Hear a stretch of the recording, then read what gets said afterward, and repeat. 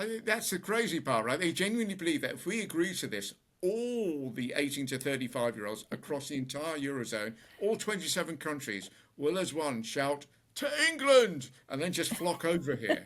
You couldn't get an army to move with that degree of coordination. You know what, Matt? The whole EU, they cannot get enough of your soggy, cold weather. The Yeah. Spaniards alone, they can't get there fast enough, right? Hello, everyone, and welcome to Washington to Westminster, the podcast where one country thought they were losing their minds until they saw what the other country was up to, and then they started to feel a bit better about themselves, and we won't say which is which. My name is Andrea Bridges-Smith from the Phoenix News Network, and with me here from the Interesting Times is Matt Johnston. Matt, it sounds like your PM and our president are at odds once again. Yeah, although you wouldn't know listening to Starmer, who looks and sounds more and more like a robot every day. I mean, can't believe I'm saying this as a Brit, but show some emotion, man. Anyway, the Starmer Trump hating isn't the top story, Andrea, is it? I believe you've got that honour. Yes, this happened late yesterday. For anyone who hasn't heard, Trump has proposed clearing out Gaza, having the U.S. take over, and turning it into some kind of Trump luxury resort, I guess. I don't know. And I just have to ask, when have we ever seen a plan to colonize a foreign territory filled with people who already live there backfire? It just never happens. Yeah, I suppose it'd be a kind of America too, wouldn't it? Yes. Hmm. The good thing about Gaza as well is America could definitely take it, and all the other countries in the Middle East would be totally okay with it. Yes, exactly. That's usually how things work out for us in the Middle They're East. so relaxed, aren't they, about that sort of thing? They are chill motherfuckers about exactly this sort of thing. So yeah, I don't see how anything could go wrong with that. Now, Matt, of course, there are a lot of world leaders who are expressing outrage about this plan. It's really weird to be on the same side as Saudi Arabia, but that's that's the world we live in now. But I'm curious what the UK response has been to all this. Well, we've shown that we're not to be messed with over this, Andrea. Our Foreign Oh, Secretary, David Lammy, disagrees with the US taking over Gaza. oh, Disagrees, Andrea, how right? stern! Is there a finger Yes. wag in there? And Keir Starmer says that Palestinians should be allowed to return home. I mean, controversial or what? Take that, authoritarian dictatorship. Uh, to be fair, Starmer is being basically diplomatic here. Yes, I saw a bit of him talking at the prime minister's questions Yeah. about this. Yeah, I think he's saying what he is expected to say, but we'll see what develops next. Yeah, there's enough sort of testosterone going around on this thing. So can we just, can we just ease back on the sort of crazy macho bullshit? That'd be great. I've got to say, Andrew, is there anyone Donald hasn't pissed off? I don't think so. I mean, he's covering his bases like the 2016 Cubs and Game 7 of the World Series. It's they did great. Yeah. Sure, You we'll guys go with keep that. missing out on the World Series somehow. I'm not sure how that happens, but anyway. Let me just give you a little sampler platter of news from over here, a hellfire buffet, if you will. So let's start with the trade war that wasn't. So we talked last week about Colombia. Mm. Well, over the weekend, Trump decided to enact steep tariffs on Mexico and Canada and to add to the ones that we already have on China. All three of those countries said, fine, we're going to tariff you right back. And at which point, every economist across the globe went, that is going to make things real bad for Americans. At which point, the stock market took a nosedive. At which Mm. point, Trump once again folded like a cheap card table and said, you know what? Maybe we'll just pause those Canada and Mexico tariffs for a month while we sort some shit out. Trump is reportedly looking at the EU for the next round of tariff roulette.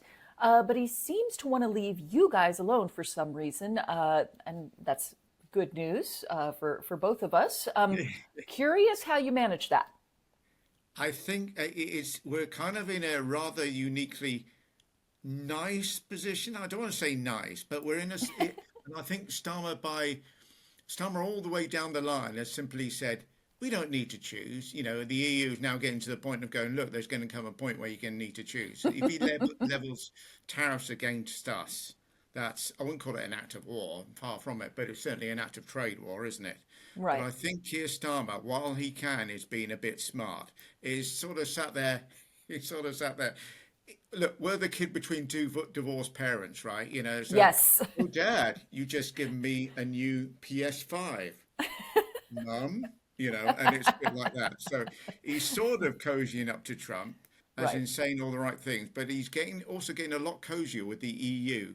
He actually sat in on a meeting of EU leaders. He's the first prime minister to do so since Brexit, since 2016. And we've Interesting. had about 10 prime ministers since then. Yes. Yes. Hopefully, no one decides to levy tariffs on lettuce, or you guys will really be screwed. I got to say, I do wish sometimes he'd stick up for our country. I'm kind of fed up looking at places like Denmark telling him where to get off. We should be doing that, right? Oh, by the way, guess who's coming to dinner, Andrea? I can't imagine at this point. The Prime Minister of Denmark, who met with Starmer at number 10 just the other day, and they had dinner together. Interesting. That is interesting. I wonder what they might have discussed. Here's the point, because on its own, you could say it's just unfortunate timing, right? And people talk about the fact that their diaries are, if you're a world leader, your diaries tend to fill up months in advance. But Andrea, do you remember the Chagos Island deal that Trump is said to hate? Yes, of course. We've talked a lot We about spoke about it a the few weeks ago, Chagos didn't we? Yeah, Islands. Yeah. yeah. Well, Starmer's reopened it and he's pushing it through. What was Starmer meeting the EU leaders as well? I think Starmer's trolling Trump. I hope so. I mean, that's what we should all be doing. I think we can all agree it'd be genuinely hilarious if he was. But I do feel as well sometimes, I don't know, sometimes some of these world leaders should just turn around and say, okay, we get it. You guys are a major economic power, but you don't have to be a dick about it, you know? Well, I mean, if it makes you feel any better, if you give us a minute, we might not be an economic power for much longer because Elon Musk has the keys to our treasury now. Uh-oh. Yes. So Elon Musk has assembled a crack team of employees that he hasn't gotten pregnant yet, combined with some interns who are between 19 and 24 years old. And he has gotten access to the Treasury Department. And he has been accessing all kinds of classified information that he shouldn't be accessing. None of this is legal, by the way. He also moved that department to a different, very not secure email server, which Wow. resulted in large portions of the federal government getting spammed with vulgar messages and Scientology subscriptions. So things are going pretty great with that plan. Wow. I mean, that is bad. So Yeah. what are the Dems or indeed anybody doing about this? Or are you just waiting for the people to take to the streets, with pitchforks and burning torches?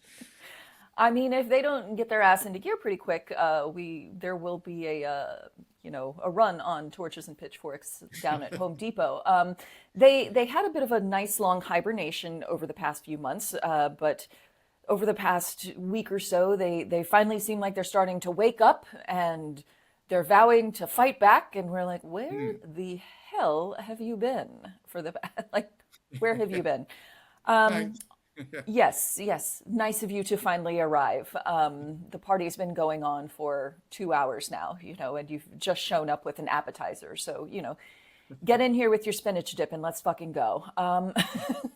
Now, there's a lot of other stuff happening. It's all kind of happening really fast, and there's a lot of big news, and it's kind of hard to keep track of it all. But one Right. of the things that happened is there's a whole lot of publicly available research data that has disappeared, as well as information on things like fighting AIDS and resources for domestic violence victims, Jeez. information about disease and vaccine research. It's all just disappearing off of government websites as fast as they can scrub it. Next up, they're talking about disbanding the Department of Education and clean drinking water. How clean do we need our drinking water, really? And to anyone who says that this sounds a little bit dystopian, I would just say, do you need one of my Xanax. Yeah. I mean, wow. Yeah. I mean, that's shockingly bad. Is there an end game here, Andrea? Or back to the channel similarities, is it? I mean, do we know when Trump is likely to stop, or is it a case of when somebody stops him? And if so, who? Honestly, I'm not entirely sure what the end game is here. Everything just feels very scattershot. It doesn't feel like there's some kind of grand vision at work here so much as just a, here's the thing I saw today, and now I'm going to start an international incident about it. As far as who's going to stop him, we are hoping that our democracy can withstand his worst impulses, and there's some evidence to show that it might, although we could go with slightly fewer worst impulses. But failing all that, it would be really nice to get Karma off the fucking bench. Do we need to ring some kind of bell or something? What is happening? Wow. I feel for you guys. I really do.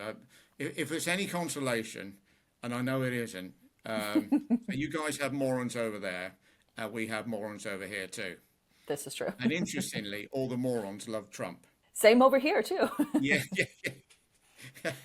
When he got elected, all these right-wing stations like GB News and Talk TV, they were saying, finally, we've got a guy, blood. And I'm sitting there going, at what stage is this going to backfire spectacularly? Pretty quickly. Really, yeah, pretty well. 2 weeks in. Who had 2 weeks in, everybody? Here we go. Yeah, exactly. So, Andrea, if you want to know how stupid some of these people are, apart from the obvious mental discrepancy of loving Trump. Yes, I would love to hear about anyone dumb who doesn't currently have illegal access to my social security number. Yes. So, while Starmer is in the EU and they're talking security and trade, the EU have floated the idea of a youth mobility scheme where people all across the EU can come and study in the UK and vice versa. Good idea, right? Sounds like a perfectly reasonable idea, as long as they don't come over across on one of those boats, because they might run it up in Rwanda. So, Funny you should say that. So the Labour government are likely to reject it, as it sounds too much like the regular freedom of movement, which we used to have before Brexit. Was there a referendum where it was like, freedom of movement or restricted movement, and everyone in Britain was like, restricted. I like restricted. Someone please put a straitjacket on me. Where? Yeah. So which is stupider, rejecting something that actually benefits us because of how it sounds, or rejecting freedom to live and study in other countries? I mean, who wouldn't want that, right? Right now, I would love to live in another country. Right, yes. So the ages for this would be 18 to 35, where those under 24 wouldn't even have. So if you can imagine it for the Brexit thing, those under 24 wouldn't even have been able to vote in the referendum. They weren't old enough. Right. And the rest would have voted largely to remain. But to give you an idea of how stupid this argument is, GB News, which, as I say, is like Fox News without the budget, ran a headline that said Starmer told to accept over 70 million migrants in fresh Brexit betrayal. It's always betrayal or plot or surrender or things like that, as EU leaders uphold major demand. I remember reading it then thinking, wait a minute, that's insane. The entire population of the UK is only just over 68 million. Yeah, that kind of sounds like something that Trump would have said during his campaign. Like, Biden has let 8 billion people into this country illegally. Like, we have to get them out. Well, this is the crazy stuff, right? You want to know how they come up with the figure is that they've taken the entire EU population between 18 and 35, which is 73.6 million. Yes. That's it. You know what, Matt? The whole EU, they cannot get enough of your soggy, cold weather. The Spaniards alone, they can't get there fast enough, right? I think that's the crazy part, right? They genuinely believe that if we agree to this, all the 18 to 35-year-olds across the entire Eurozone, all 27 countries, will as one shout, "To England!" and then just flock over here. You couldn't get an army to move with that degree of coordination. Well, I mean, it's young people, so if you started them off with a TikTok dance challenge, you might have a better shot. How many people can you fit in the UK? Yes, right. I like that. Okay. Andrea, we talked about what a terrifically bad job your president's doing. Can we talk very quickly about his wang man, JD Vance? I'd love to actually. I'm very worried about that guy. I think that Elon Musk may have locked him in a closet so that he could be the vice president instead. Have you seen him? Is he okay? No, I haven't, not recently. Oh, except the other week. Now, this is all rather strange, but let's not pretend that we aren't used to that anyway, right? Yes. JD Vance only went and picked a Twitter fight with an ex-Conservative MP and now very successful podcaster called Rory Stewart. Okay. Is that any relation to Rod Stewart? Because if so, I'm about to have some fond memories of the 80s. No, no, unfortunately it's not. And I'm not sure if anybody thinks Rory Stewart's sexy, but there we go. So, Andrea, how's your Latin? Let's see. Nolite te bastardes carborundorum is about the extent of my knowledge, thanks to The Nice. Handmaid's Tale, which I'm using a lot these days. I'll bet, yes. Yes. So, J.D. Vance was on Fox News and talking Christianity and said that there was an ancient Christian concept that first you love your family, then your neighbors, then your community, then your citizens, and then the rest of the world. Rory Stewart hit back on Twitter to say that this was a strange take on Christian belief. And then J.D. Vance shot back and said, that's the trouble with people like Rory. He thinks he has an IQ of 30, but it's actually more like 110. Pure arrogance. By the way, JD, if you're not a fan of arrogant people that are dumber than you think they are, you might want to check on who your boss is. I'm just saying. Yes, he literally wrote the book on that. Yeah. First things first, I don't know what IQ Rory Stewart actually has, but he's actually a member of Mensa, so it's got to be at least 132 because that's entry level. But never mind that. Isn't that the point that the God loves us all? Aren't we all his children? I mean, that's my understanding of things, but it kind of sounds like JD Vance's great big love fest doesn't extend to people with disagree with him on Twitter. You know what? Let me just check something real quick here in my copy of the Bible. Let's see. Ah, yes, here it is. Love thy neighbors as thyself, unless they're trying to start beef with you on Twitter, in which case, get they ass. Amen. So that's probably what he was referring to. I missed that bit in Sunday school, but there we Well, go. But of small course, print. this whole thing with JD Vance is his interpretation, I guess, is that Americans are the chosen ones and the others are scum. Yes, and that is why we have free reign to colonize the Middle East with casinos. The Lord hath willed it, so let it be Yes. done. All right. Thank you all so much for watching and listening, everyone. Now, to keep up as much as you can with American politics, just hit the subscribe button below and you'll get a weekly update from Andrea and the team at phoenixnews.com. And if you want more from me, maybe, then go over to theinterestingtimes.co.uk. And if we're still here next week, we'll see you then. Bye bye.